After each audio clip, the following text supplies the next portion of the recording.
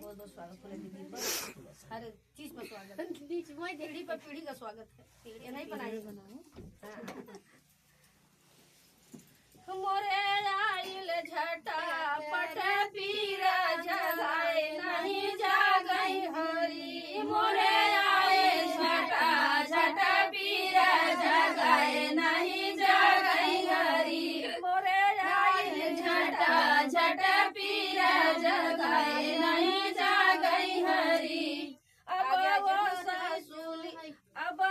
सासुली हाजिरा कोटी ननद खरा बोटी तब नहीं जागई हरी। अब वो सासुली हाजिरा कोटी ननद खरा बोटी तब नहीं जागई हरी।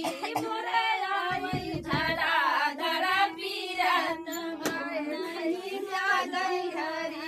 मोरे आई धड़ा धड़ा पीरा जगाए नहीं जागई हरी। अब एक घोड़ा धैली वो सरवा दूसरा तरह बजवा तब नहीं जागई हरी।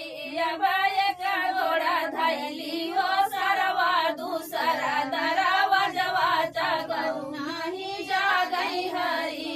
मोरे आवै धड़ा धड़ा पीरा जगाए नहीं जागई हरी।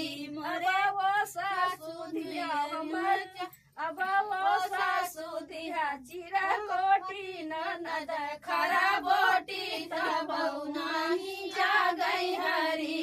अब वो सासु धिया चिरा कोटी ननद खरा बोटी तब नहीं जागई हरी।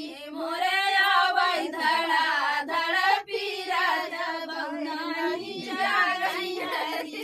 मोरे आवै धड़ा धड़ा पीरा तब नहीं जागई हरी। कमजोर करा